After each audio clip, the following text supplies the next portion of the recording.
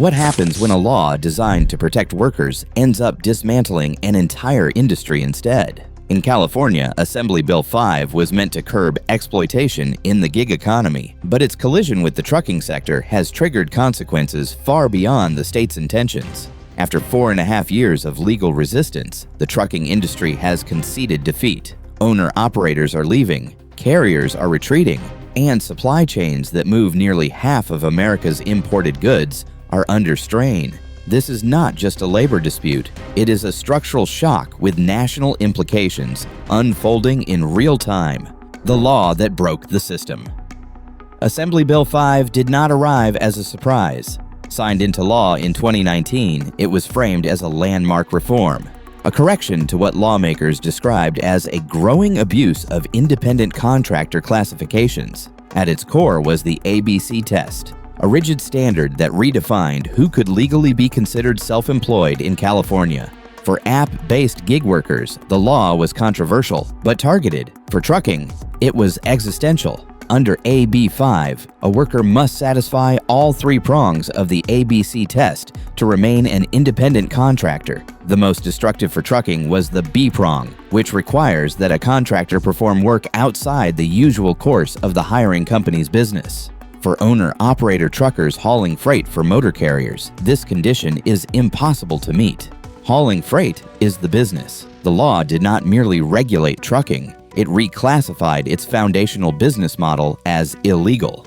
For decades, the owner-operator system allowed independent drivers to invest in their own trucks, choose their routes, manage their schedules, and contract freely with carriers. This model supported flexibility, entrepreneurship, and scalability across the logistics network. A B5 erased that distinction overnight. Under the law's logic, tens of thousands of truckers were no longer business owners. They were employees in violation of labor statutes. The trucking industry did not surrender quietly.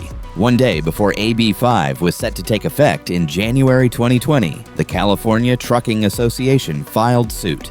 A federal injunction temporarily shielded motor carriers from enforcement, allowing the industry to operate in legal limbo for years. During that time, trucking continued, but uncertainty became the norm. Contracts were signed cautiously. Investments stalled. Long-term planning became impossible. Court rulings slowly closed the industry's options. The Ninth Circuit overturned the initial injunction. The Supreme Court declined to intervene.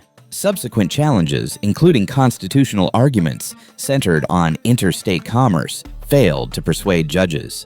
By August 2024, after 4.5 years of litigation, the California Trucking Association officially withdrew its challenge. Its final statement was blunt. A B5 effectively eliminates owner-operators from operating legally in California. That admission marked a turning point. What followed was not enforcement, raids, or fines. It was something more damaging. It was flight. Major carriers began issuing guidance that would have been unthinkable just years earlier. Drivers were encouraged to relocate out of state. Independent contractors were told to either obtain their own operating authority, convert to employee status, or avoid California loads entirely. Some carriers stopped accepting California-originating freight. Others rewrote lease agreements or exited the state altogether. The irony is stark. California has not aggressively enforced AB 5 against trucking companies. There have been no widespread audits, no major penalties, no headline-grabbing lawsuits.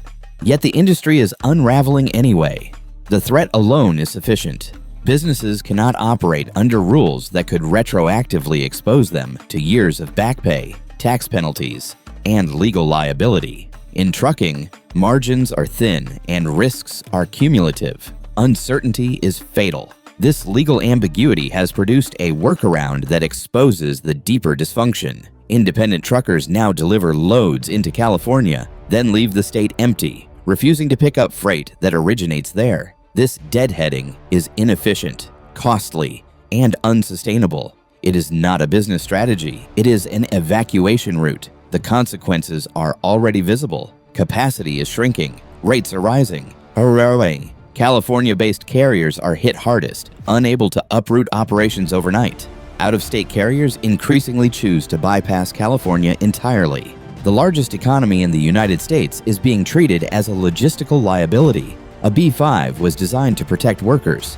In trucking, it has stripped them of choice. Owner-operators did not ask to become employees. They built businesses precisely to avoid that structure. By collapsing the legal space in which independence exists, California has forced truckers into an impossible decision: surrender autonomy, leave the state, or leave the industry. And this is only the first layer of the crisis, the economic shockwave.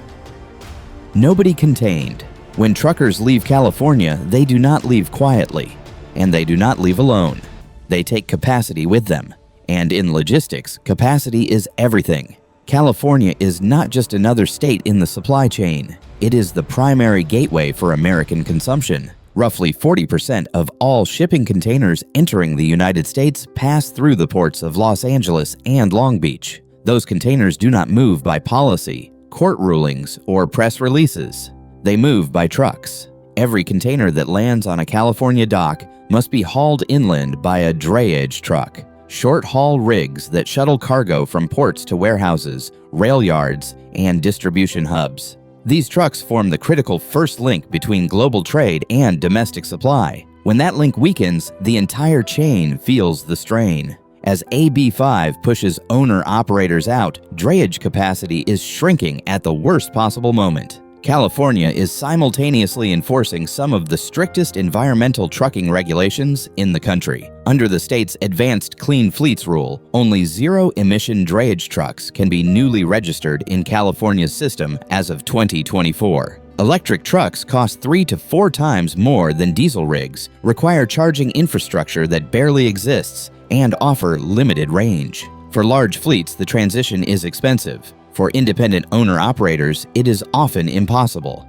The result is a compounding squeeze. A B5 undermines the independent business model. Clean fleet mandates dramatically raise capital costs. Together, they create a barrier so high that only the largest carriers can even attempt to climb it. And many of them are choosing not to. When capacity drops, prices rise. This is not theory, it is arithmetic. Fewer trucks competing for the same freight means higher rates. Higher freight rates mean higher prices for everything that moves on a truck: food, fuel, construction materials, retail goods, medical supplies. In California, that is nearly everything consumers touch. But the shockwave does not stop at the state line. California's ports serve the entire western United States. Arizona and Nevada in particular are deeply dependent on California's logistics ecosystem. Phoenix and Las Vegas are major consumption hubs with no container ports of their own. Their goods arrive by truck from Southern California. If truckers refuse California-originating loads, those goods either sit longer at the ports or get rerouted through longer, more expensive pathways. Delays create congestion. Congestion creates demurrage fees. Fees raise costs. And costs inevitably get passed down the line to retailers, to consumers, to households already under pressure from inflation. A policy written as a labor protection statute is now reshaping regional price dynamics. The disruption also alters trucking behavior nationwide. A driver based in Texas or the Midwest now faces a strategic choice: take a load into California knowing it may require deadheading out empty, or avoid the state entirely and choose a route with better load density. Increasingly, drivers are choosing the second option. California loads are becoming undesirable, not because demand is low, but because legal risk is high. This is where the gap between legal theory and economic reality becomes impossible to ignore. Courts ruled that AB 5 does not discriminate against interstate commerce. On paper, the law applies equally. In practice, it changes incentives so dramatically that interstate commerce is distorted anyway. Goods still need to move, but the routes, costs, and timelines are all shifting. What makes this moment especially dangerous is timing. California processed roughly 10 million container units in 2025, one of the busiest years in port history despite global trade turbulence. Volume is not declining. Demand is not collapsing. The system is under stress precisely because it is still being asked to perform at full capacity with fewer participants willing or able to serve it. And yet, enforcement remains largely absent. No major crackdowns, no sweeping penalties, no clear guidance. This limbo may be the most damaging condition of all. Companies cannot adapt to rules that are both absolute and undefined in practice. They cannot invest in fleets, sign long-term contracts, or plan workforce transitions when they do not know when or how the state will act. So they do what rational actors always do under uncertainty. They exit. California's trucking crisis is no longer theoretical. It is measurable in miles driven empty, loads refused, contracts rewritten, and drivers relocating. The law has not shut trucks down. It has made the state too risky to serve. And that risk is now being priced into the economy. Winners, losers, and the search for a way out. Every disruption creates winners and losers. And California's trucking collapse is no exception. But unlike typical market shifts, this one produces far more damage than opportunity. The losses are concentrated, immediate, and visible. The gains are narrow, conditional, and fragile. The most obvious losers are owner-operators themselves. These are not gig workers driving spare hours for supplemental income. They are small business owners who invested tens, sometimes hundreds, of thousands of dollars into trucks, maintenance, insurance, and permits. Many built their livelihoods around flexibility, choosing loads, negotiating rates, and controlling their time. A B5 removes that choice. It tells them that independence is no longer a legal option in California. Some are converting to employee drivers, but this path is far from painless. As employees, former owner-operators lose autonomy over schedules and routes. Many also see take-home pay decline once benefits, taxes, and company control are factored in. Others are exiting the state entirely, taking their equipment, experience, and labor with them. For California, that is a permanent loss of capacity and human capital. Small and mid-sized carriers are next in line. Unlike national giants, they lack the balance sheets to absorb sudden payroll expansions, benefit costs, and compliance risk. For them, AB5 is not a policy adjustment. It is an existential threat. Some downsize, some sell, some shut their doors. Consolidation accelerates, not because it is efficient, but because it is the only way to survive. Large carriers, by contrast, appear at first glance to be beneficiaries. They have legal teams, HR departments, and capital reserves. They can convert contractors to employees or restructure operations across state lines. But even they are not immune. As capacity shrinks and costs rise, service reliability deteriorates. Empty miles increase. Port congestion worsens. The entire system becomes less predictable, which is deadly for large-scale logistics planning. Consumers, too, are silent losers. They may not see AB5 in their grocery aisle, but they will feel it in prices. Transportation is embedded in every product. Even small increases in freight rates ripple outward, compounding through distribution networks. For households already facing high housing costs, energy prices, and inflation, logistics-driven price hikes land hard. So, who benefits?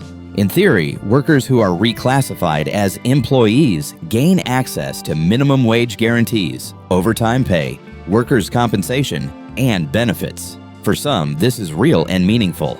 But trucking is not a typical gig economy. Many owner-operators deliberately rejected employment because independence allowed them to earn more, not less.